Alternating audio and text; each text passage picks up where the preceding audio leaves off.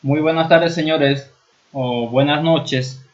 Empezamos saludando ahí a la gente que se está conectando a la transmisión, a esta primera clase del curso de análisis y diseño de edificios en SAP 2000. Primeramente vamos a empezar hablando sobre aquí tengo un pequeño contenido sobre lo que vamos a tratar en este curso. Entonces aquí contenido del curso, tenemos ahí como primera clase, que es esta clase la que estamos empezando. Vamos a hablar sobre las propiedades de los materiales, las propiedades, sus características de los materiales, para poder hacer el análisis en el programa. Entonces aquí vamos a hablar lo que es el acero de refuerzo. Vamos a hablar ahí sobre sus propiedades, sobre, sobre su resistencia a la fluencia, sobre el, qué tipos de aceros permite la norma y todo eso, ¿verdad? Del concreto también vamos a estar hablando. Vamos a estar viendo ahí los tipos de resistencia característica que hay, sobre su módulo de rotura, el coeficiente de Poisson y demás propiedades que tenga el concreto. En una clase 2, que la estaríamos dando mañana, vamos a hablar sobre las cargas que se aplican en las edificaciones. Vamos a estar hablando de esas cargas. Ahí tenemos las cargas permanentes que obviamente que siempre existen, ¿verdad? Siempre existen las cargas permanentes y las cargas vivas. Esas cargas siempre van en cualquier análisis que uno haga, ¿verdad? Hasta el análisis más simple que uno haga, siempre van a actuar lo que son las cargas permanentes y las cargas vivas. También se pueden considerar cargas ambientales como el sismo, el viento. En algunas partes del mundo también se consideran o son importantes las cargas de granizo, ¿verdad? Las cargas de granizo, las cargas de nieve, o en algunas regiones también la carga de lluvia. Ahí está. Entonces, a partir de la tercera clase,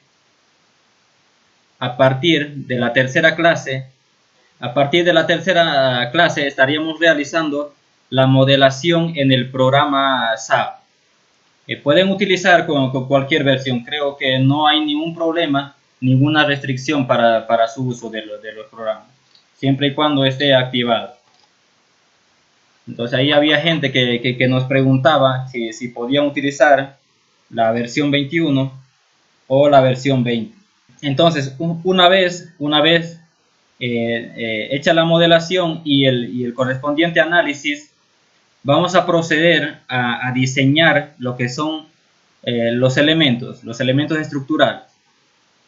Vamos a diseñar las vigas de concreto. Obviamente vamos a realizar un modelo de concreto armado. Y vamos a estar realizando el diseño a cortante, a torsión y a flexión. Una vez terminado esto, estimo que vamos a terminar en una o dos clases. Entonces vamos también a ver el diseño de las columnas de concreto armado. También vamos a estar verificando ahí a la cortante y a la flexocompresión. Este diseño, que lo vamos a hacer en el programa, vamos a verificar con una planilla de MATLAB. Vamos a estar viendo eso. Muy bien. Entonces, para empezar, ¿qué es una edificación? ¿Qué es un edificio? Entonces, ahí los edificios son estructuras que están compuestas por una variedad de elementos conectados entre sí, diseñados para resistir las cargas que uno los impone. Entonces, esos elementos deben ser diseñados adecuadamente para responder de una manera favorable. Primeramente, lo que se ve o lo que se cuida es la seguridad en la estructura. Luego de eso estaría viniendo lo que es la parte económica. Entonces, primeramente hay que hacer un diseño que sea capaz de resistir a las fuerzas impuestas. Los edificios generalmente funcionan, dice, como viviendas permanentes para personas, o en algunos casos también se hacen instalaciones de oficinas. Últimamente, el crecimiento poblacional obliga, ¿no? Obliga a construir más edificios un tanto más altos, como podemos ver acá en la figura, ¿no? Estos aquí son los edificios más altos que existen en el mundo. Entonces uno ya no tiene para crecer en el plano. Entonces lo que se opta es realizar edificios un poco más altos, ¿verdad? Entonces también se instalan oficinas en muchos edificios. En muchos edificios se instalan oficinas, ¿verdad? Quizá, instalación de oficinas. Mayormente las empresas buscan un lugar estratégico, ¿verdad? Para su negocio. Entonces ahí se instala en algunos edificios muy importantes. Entonces hoy en día hemos ido evolucionando junto con la tecnología. Entonces ahora ya podemos utilizar elementos más resistentes. Como vemos acá en la imagen de la izquierda, acá se tiene un edificio construido a base de perfiles metálicos. Ahí se tienen las columnas y ahí las vigas horizontales. Es construido, se construyen estos edificios de metal y pueden ser llenados con una losa de concreto, ¿verdad? Y acá en la parte derecha tenemos también una edificación construida a base de concreto armado, lo que es ahí el acero de refuerzo y el concreto. Acá podemos ver que existen estructuras duales, ¿verdad? Que están compuestas por columnas y por muros resistentes a cargas laterales. Entonces, mayormente, estas edificaciones, este sistema es empleado para estructuras altas, ¿verdad? Entonces, ¿qué estudios preliminares uno debe hacer para empezar un proyecto de un edificio? Los estudios preliminares son aquellos que nos permiten reconocer el terreno para recabar información, datos y antecedentes necesarios para poder definir el diseño mismo. Entonces, ¿cuál es esa información? ¿Qué tipo de información es esa? Pues acá tenemos que lo principal para fundar una edificación es realizar los estudios geotécnicos, ¿verdad? El estudio del suelo.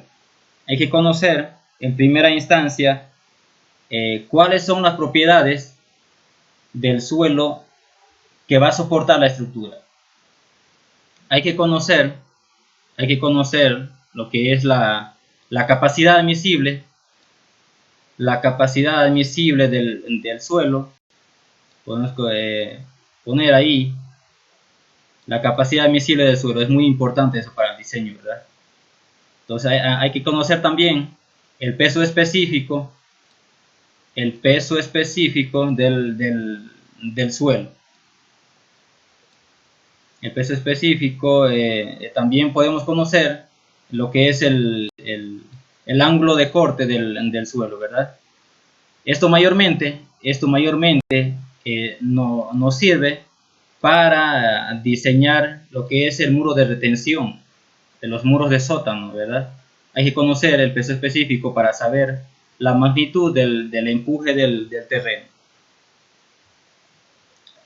Y pues la capacidad admisible lo empleamos para diseñar la fundación.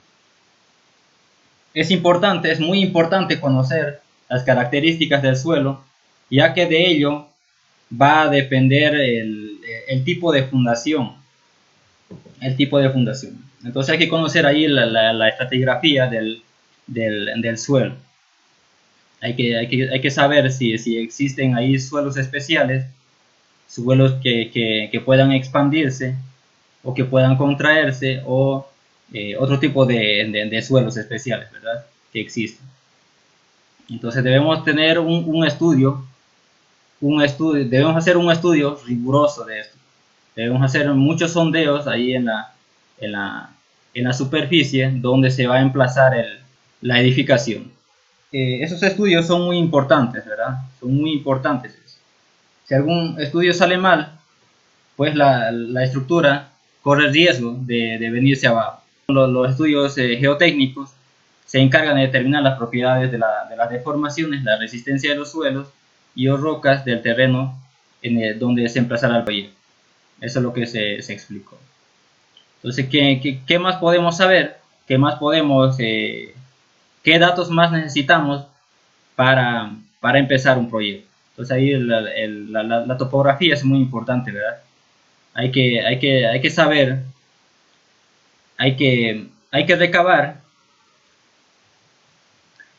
Bueno, este estudio, dice ahí, provee la presentación gráfica de la superficie, sus formas y detalles que ayudan a conocer los niveles del terreno. Es decir, qué tan regular es y si está elevado o enterrado con respecto a la vialidad. Entonces aquí el objetivo de un levantamiento topográfico es mostrar las características del terreno, que nos permiten reunir la información más importante para la representación de la superficie en un plano. Se tiene que hacer un estudio topográfico para tener ahí los niveles de la construcción con respecto al nivel de la vía. Bueno, dicho esto, vamos a pasar a lo que es las propiedades de los materiales. Vamos a ver un poco cuáles son sus propiedades de los materiales. Ahí tenemos como el principal material se tiene el concreto. Entonces ahí está el módulo de elasticidad del material. Entonces ahí del estudio, ahí dice una definición del estudio de las curvas del esfuerzo de formación. Resulta obvio que el concepto convencional del módulo de elasticidad no tiene sentido, dice, en el concreto.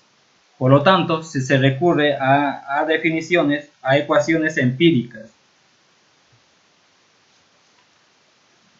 Entonces acá en la gráfica tenemos la curva de esfuerzo de formación del concreto, que ahí podemos notar que eso no es una curva totalmente recta. Ahí podemos ver que ahí tiene una cierta curva. En sí el concreto no es totalmente un material elástico, ¿verdad? Su curva de esfuerzo de formación no es proporcional. Entonces, pero algunos ensayos demostraron que se mantiene la proporcionalidad ahí hasta un 50%, de la resistencia característica del concreto. Ahí se mantiene esa proporcionalidad de esfuerzo versus deformación. Ahí está. Entonces de ahí nosotros conocemos que la pendiente de esa curva es el módulo elástico del material. Y lo conocemos. Acá en la imagen de abajo podemos ver que cuando uno parte desde el punto inicial 0, 0, parte hasta el punto 2, ahí se mantiene la proporcionalidad. Si cargamos más allá, del punto, llegando al punto 3, en ese punto 3 se descarga, entonces la respuesta del material va a ser esta, ¿verdad?, de la descarga. y, y por ende, como ya estamos en una zona plástica o o en un comportamiento no lineal del material, entonces lo que hace es no regresa ya por donde subió, ¿verdad? No regresa por ahí. Entonces, toma él otro camino directamente del punto 3 y baja aquí la descarga. Entonces, por ello existe aquí una deformación que es remanente ya en el material. ¿Qué dice la norma CI? Dice ahí que, a ver, el módulo de elasticidad se define como la pendiente de la línea trazada desde cero, desde un esfuerzo nulo hasta un esfuerzo de compresión de el 45%, dice, el 45% de la resistencia característica a la compresión. Entonces, eso es lo que dice ahí la norma. Acá las tengo las normas. Vamos a utilizar para este curso lo que es el reglamento. El reglamento de la CI. Aquí yo tengo una versión que está en español, la versión 14, que está en español y está en unidades inglesas. Vamos a utilizar esto para guiarnos por lo que está en español, pero ya el año pasado ya salió este nuevo código de diseño, ¿verdad? La versión 2019. Entonces, esta versión tiene algunas modificaciones con respecto a la 2014. Entonces, eso también lo vamos a estar viendo. Entonces, si nos vamos aquí a ver en la norma, esto voy a cerrarlo. Esto también. Si nos vamos al capítulo 19, en el capítulo 19 podemos ver lo que es las propiedades del concreto.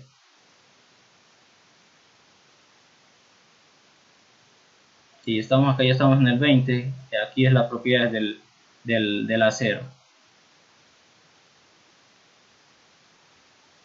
Acá está, ¿verdad?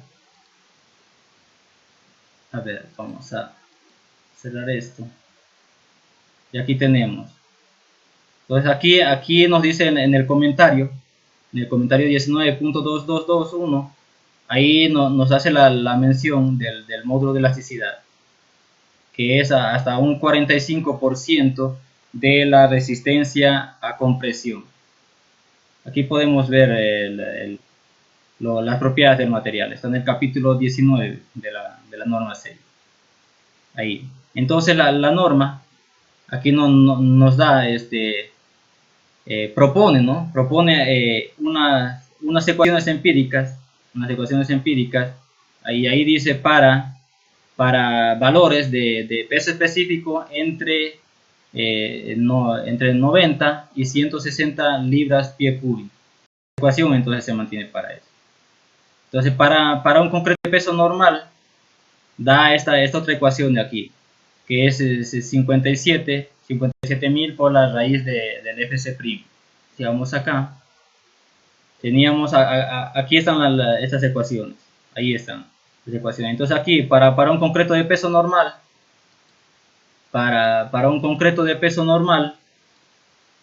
ahí tenemos la ecuación que da la CI, y esta está en PCI, en libras por pulgada cuadrada, el FC'.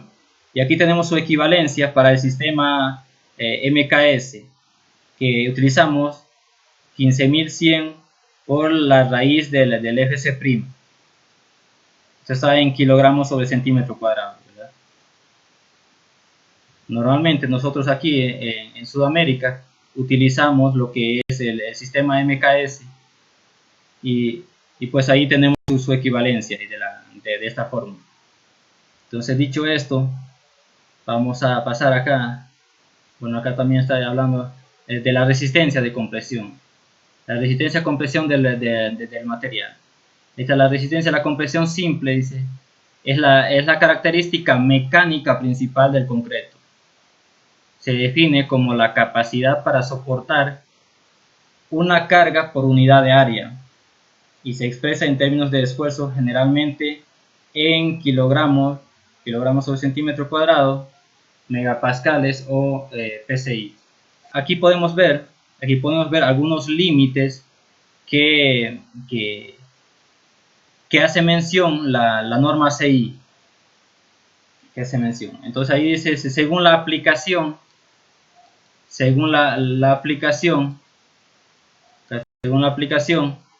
el concreto, y aquí nos está dando un mínimo, da un mínimo ahí para aplicar y también un máximo.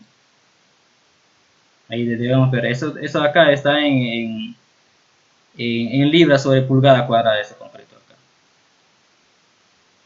Pero acá abajo tenemos las equivalencias, ¿verdad? Las equivalencias. El concreto de 3000 libras sobre pulgada cuadrada equivale a un concreto de 210 kilogramos sobre centímetro cuadrado. Ahí tenemos el 4000 a 280, el 5000 a 350 y el de 6000 a 4200. Entonces son estas resistencias a la compresión que uno tiene en los programas de análisis. Ahí están. Entonces estas cuatro son las que están ahí en el programa SAT. Y acá también podemos ver un gráfico del esfuerzo versus la deformación del concreto. Cuanto más bajo sea la resistencia a la compresión, el concreto puede deformarse, puede tener una mayor deformación unitaria. Ahí podemos observar. Y cuanto más resistente es el concreto, por ejemplo, este acá que dice FC, esto está en megapascales. Perdón. No, aquí está en kilolibras sobre pulgada cuadrada. Entonces esto acá. Entonces cuanto más resistente es el concreto, la deformación que presenta será menor. Y esta es la deformación última de diseño que empleamos, ¿verdad? Que ahí el código ACI y varios códigos, el ASTO para puentes también especifica que debe tomarse una deformación máxima del concreto de 0.003, ¿verdad? Ese es el límite máximo que puede deformarse el concreto. Ahí hemos hablado de la resistencia a la compresión. Ahora vamos a hablar lo que es del módulo de rotura del concreto. El módulo de rotura. Entonces el módulo de ruptura dice, mide la capacidad que tiene el concreto para resistir las fuerzas de tracción. Nosotros sabemos que el concreto trabaja muy bien a la compresión, pero es muy malo para resistir esfuerzos de tracción. Es por ello que se agrega hasta las varillas de acero de refuerzo, ¿verdad? En las zonas donde va a estar expuesto mayormente a tracción. Y aquí dice que esa capacidad que tiene el concreto a recibir fuerzas de tracción está, dice, entre el 10 y el 15% de su resistencia a la compresión. Ahí está. Es eso lo máximo que puede resistir el concreto. Muchos libros ahí dicen que puede llegar puede llegar hasta un 20%, ¿sí? Algunos libros. Pero la mayoría maneja este rango acá, especialmente el 10. Entonces ahí está. Entonces el concreto no es bueno para resistir fuerzas de tracción. Es por ello que se refuerza. Entonces ahí el código ACI propone esta ecuación de acá. Propone esa ecuación. El F sub R va a ser igual, dice ahí, a 2 por lambda, por la raíz de FC'. Este lambda este lambda está en función, bueno, es mayormente para concretos de peso específico liviano. Tiene ahí acá está, en esta tabla de acá podemos ver los valores de lambda, ¿verdad? Para un concreto de peso específico, de densidad liviano. Entonces ahí tenemos aquí un peso específico en libras sobre pie cúbico. Si ese peso específico de concreto es menor o igual a 100 libras sobre pie cúbico, entonces el lambda ahí es 0.75. Y si está en el rango de 100, entre 100 y 135, entonces ahí podemos calcular el lambda, ¿verdad? El lambda ahí es 0.0075 por el peso específico del concreto. Ahí vamos a tener el lambda para ese caso. Y si es un concreto pues mayor a 135, que ya sería un concreto de peso normal, entonces ahí se tomaría 1. Todo esto, todas estas tablas, estas indicaciones están en el código ACI. Acá está, ¿verdad?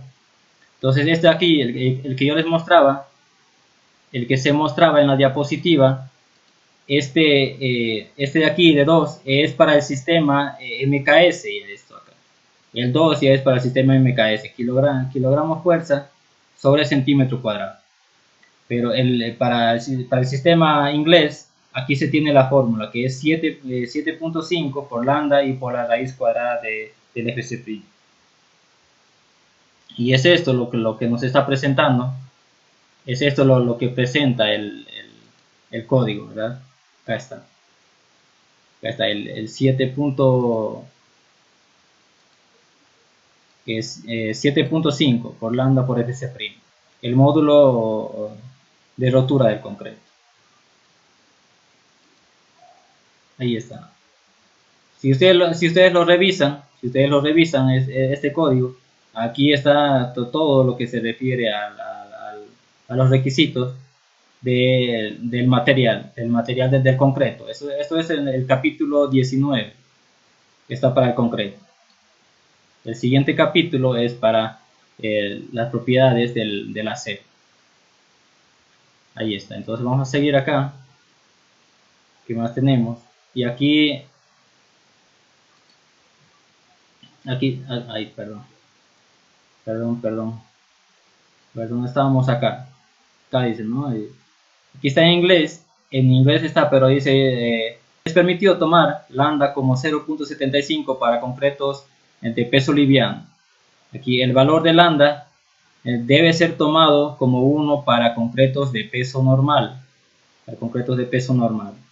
entonces ahí 1. Por eso es que nosotros conocemos, en el sistema MKS conocemos para un concreto de peso normal que el módulo de rotura es 2 por la raíz cuadrada del FC'. Eso se conoce. Y esa propiedad se lo emplea para revisar, o bueno, para revisar el acero, para tener un control del agrietamiento. Para tener un control del agrietamiento por medio del espaciamiento del acero en los elementos estructurales. Posteriormente se tiene el coeficiente de Poisson o la relación de Poisson que conocemos, ¿verdad?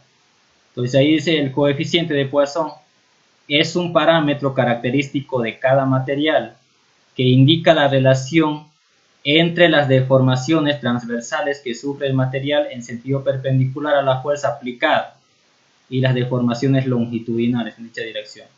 Entonces, si aquí tenemos un material, si se tiene un material o una probeta de un cierto material, se aplica ahí un esfuerzo.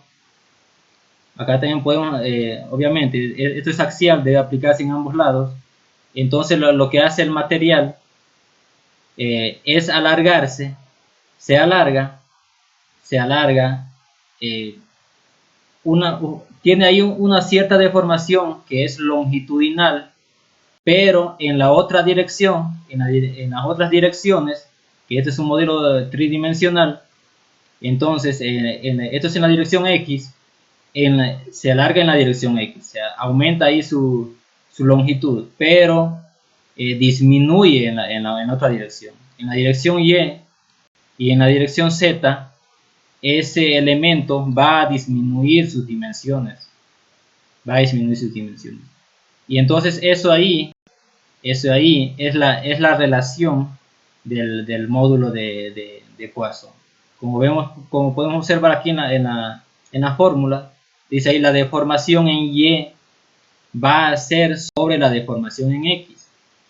¿Por qué sobre X? Porque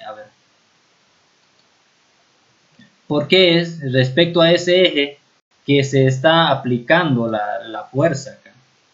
Es ahí en X. Entonces esta es la relación que va a ocurrir. Y también va a ser igual a la otra dirección. Si hablamos del Z, ahí tenemos. Entonces la deformación en Z va a ser sobre la deformación longitudinal, que sería en este caso X. Esa es la relación del material. Entonces acá está explicando. Dice ahí, sí, así dice. Si sobre el cuerpo de la figura dice, se aplica una fuerza de tracción en dirección X, que es esta dirección de acá, se produce un alargamiento relativo epsilon sub X en esa dirección y un acortamiento relativo epsilon sub Y epsilon sub Z en ambas direcciones transversales. ¿Ya? Y eso es lo que se define como el coeficiente de Poisson. Dice ahí su valor varía de aproximadamente en un 0,11 para concretos de alta resistencia a 0,21 para concretos de baja resistencia. Entonces el módulo característico que nosotros utilizamos para el análisis en los programas de análisis estructurales, pues el 0,2, ¿verdad? Tomamos esto de acá. Porque consideramos que el concreto que nosotros utilizamos es un concreto de baja resistencia. Porque hay concretos hoy en día, muy desarrollados, que tienen otras propiedades, ¿verdad? Que tienen ahí, que son añadidos por fibra de vidrio y otro tipo de material, ¿verdad? Que se lo agrega para conseguir una mayor resistencia al concreto. Entonces podemos llegar hasta concretos de 1000 kilogramos sobre centímetro cuadrado. Y en comparación que nosotros utilizamos en nuestro medio, exagerando, llegamos a concretos de 420 kilogramos sobre centímetro cuadrado. Por eso esto se lo considera que son concretos de baja resistencia. Ahí. Entonces acá creo que no tengo el módulo cortante. A ver, voy a ver.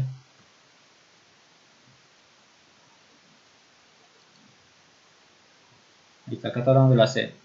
Bueno, entonces acá lo que nos falta hablar un poco es del coeficiente, no, perdón, del módulo de corte del material.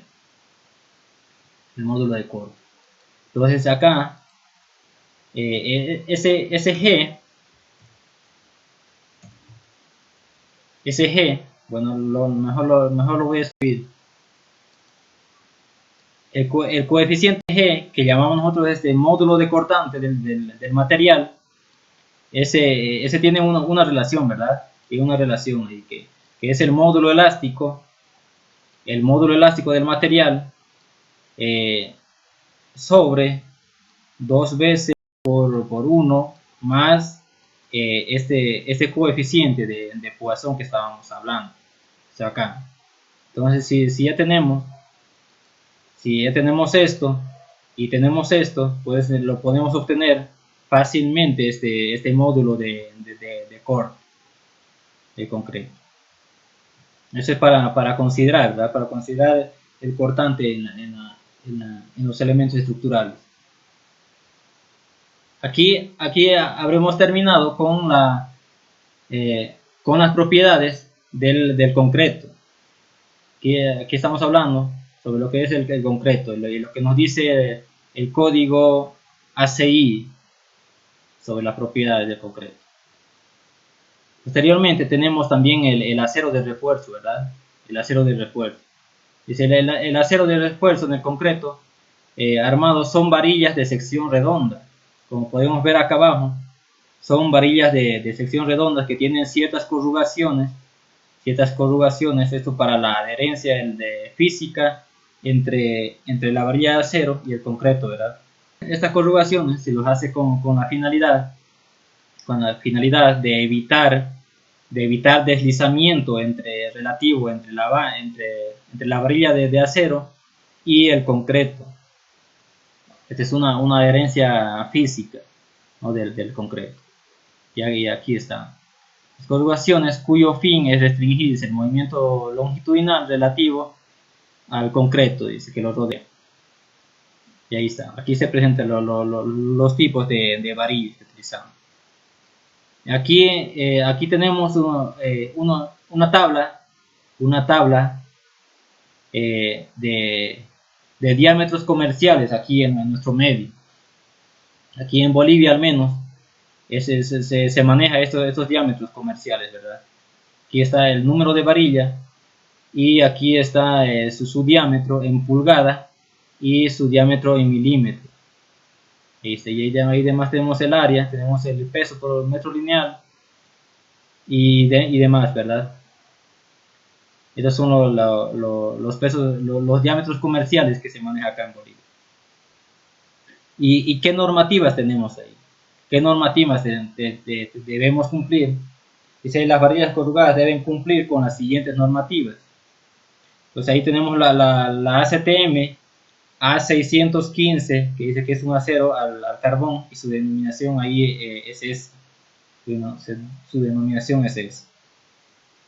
Tenemos también, pero aunque ahora ya en menor uso, tenemos ahí la ACTM A706, que es un acero de baja aleación, su denominación ahí es W. Este acero mayormente se le utiliza si uno quiere cumplir con los requisitos de la ductilidad, en el elemento estructural. Pues ahí este acero tiene una relación entre el esfuerzo último sobre el esfuerzo de fluencia mayor a 1.25 veces. Sin embargo, acá, el ACTM A615 no cumple con esa relación que es indispensable para tener para diseñar elementos dúctiles, que es lo que se quiere, ¿no? Que es lo que se quiere en la ingeniería. En la ingeniería civil, lo que se quiere es siempre diseñar elementos dúctiles, ¿verdad? Queremos que la estructura, en caso de alguna falla, que sea una falla del tipo dúctil, ¿verdad? Que dé tiempo ahí de evacuar a las personas, que avise cuando está fallando. Eso es lo que se quiere. Pero hoy en día, bueno, al menos aquí en nuestro medio, lo que más se utiliza es el A615, que ya tenemos hasta este tipo de acero. Tenemos ya de un esfuerzo de fluencia de 5000 kilogramos sobre centímetro cuadrado, ¿verdad? Pero considero que en otros países o en otras regiones aún se lo está utilizando lo que es el A706, ¿verdad? Que tiene una propiedad de ser soldable también. es de acero de baja aleación. Nos vamos a proseguir. Ahí tenemos, acá tenemos el esfuerzo de formación. Dice ahí las curvas de esfuerzo de formación del acero y se muestra una porción inicial elástica, y esta es esto acá es la región elástica del material, es la región elástica. Una vez llegado ahí, aquí se presenta el esfuerzo de fluencia. El acero ahí empieza a fluir ahí en ese tramo, y empieza a plastificarse por endurecimiento ahí en esa curva. Se empieza a plastificar ahí el acero, hasta que pues por fin llega a su deformación máxima, al esfuerzo último, y ahí llega a fallar el acero.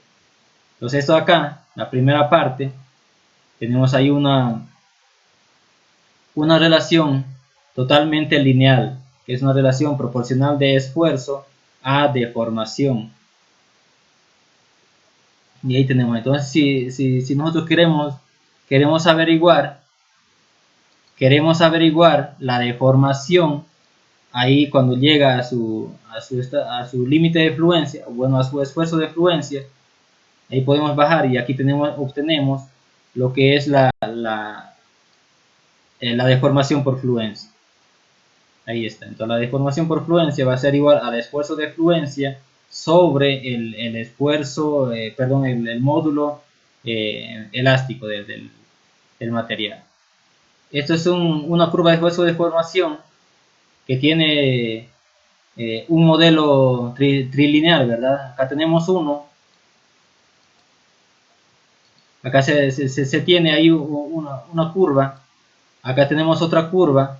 Y acá también se tiene otra curva, ¿verdad? Entonces, pero nosotros lo que utilizamos para el diseño, manejamos un modelo bilineal.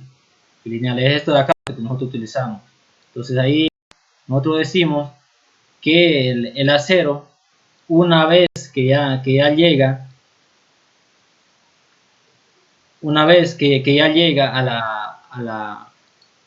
al esfuerzo de fluencia, entonces ahí el acero mantiene,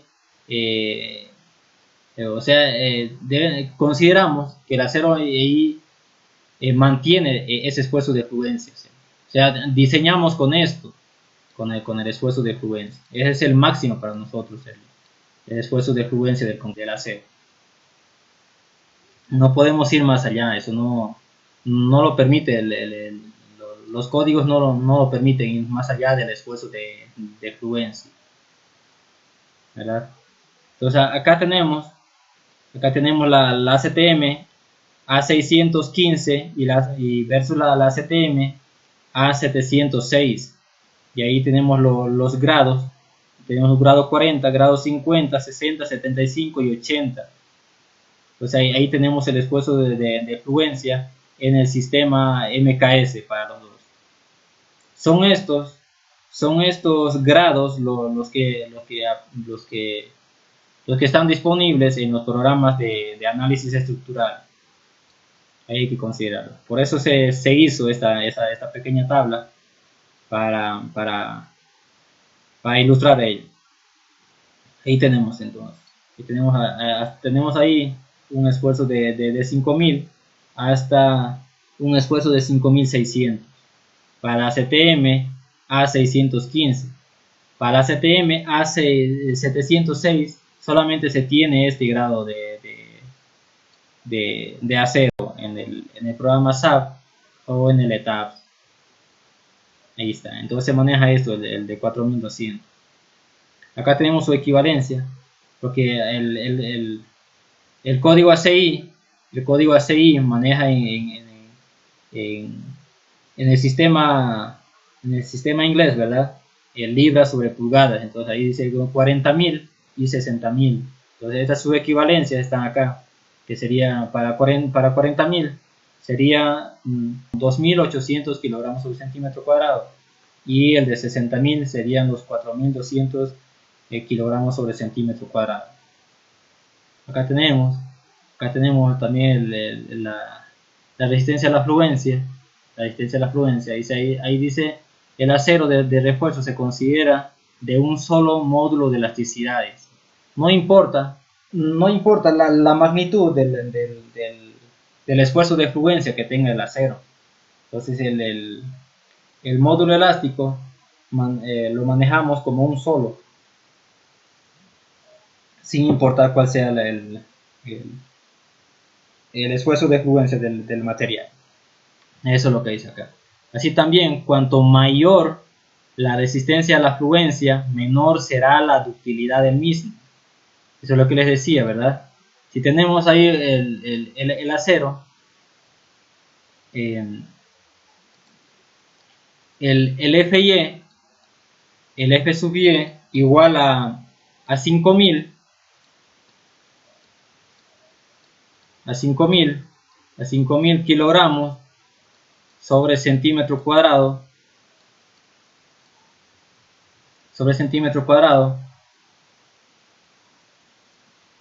tiene una ductilidad menor que el acero de 4.200, ¿verdad? Entonces este acero de acá se lo utiliza mayormente para diseños sismoresistentes, especialmente de esto acá, el de 4.200, porque tiene la característica de ser un acero dúctil, un acero que va a llegar a deformarse, sin fallar, ¿verdad? La tracción. Eso es la ductilidad. Entonces acá estamos diciendo que ahí tiene una ductilidad. Bueno, a ver, ¿qué es la ductilidad? Y vamos a manejar ahí como la ductilidad simplemente sería la deformación, la deformación última sobre la deformación de fluencia, ¿verdad? Eso ahí. Entonces se dice que se considera un material dúctil si esta relación es mayor a 1.25, o también esto puede ser, a ver, aquí vamos a borrar esto, borramos esto,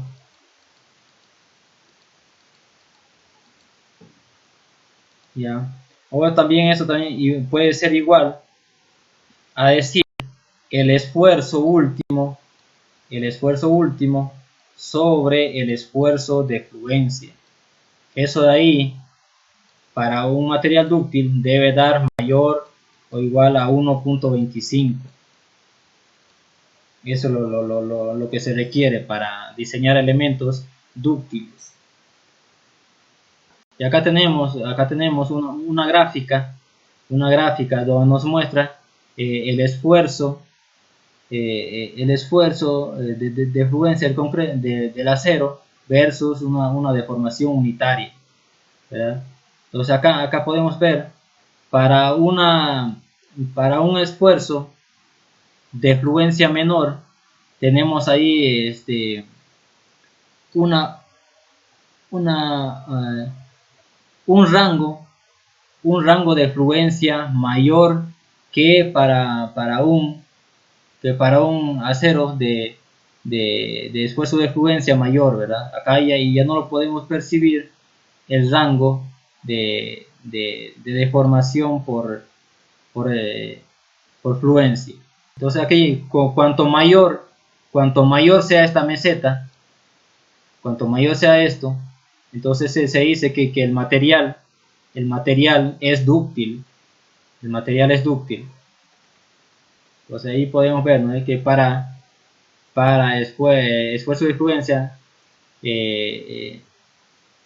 altos, ahí se pierde ductilidad para los esfuerzos de fluencia. Por eso que se decía que este acero de esfuerzo de fluencia de 5.000 tiene una menor ductilidad que el de FY 4.200. Acá pregunta Juan Pablo Montesinos si la curva bilineal aplica a los aceros de dureza, de dureza natural, dice, y de dureza en frío. Claro que sí, tendría que aplicarse también eso, tendría que aplicarse, porque no creo que que la norma que si no me equivoco, la norma que trata de aceros en frío, o la IC es, la IC. Entonces eso ahí no creo que lo permita también ir más allá del esfuerzo de fluencia del acero. Entonces también se debe manejar un modelo bilineal del acero, de esfuerzo de formación. Vamos a quedar acá y mañana estaríamos hablando, hemos dicho ya aquí sobre las cargas en los edificios. Vamos a estar ahí viendo un poco sobre la norma, qué es lo que nos dice la norma hace para las cargas. Que tengan buenas noches.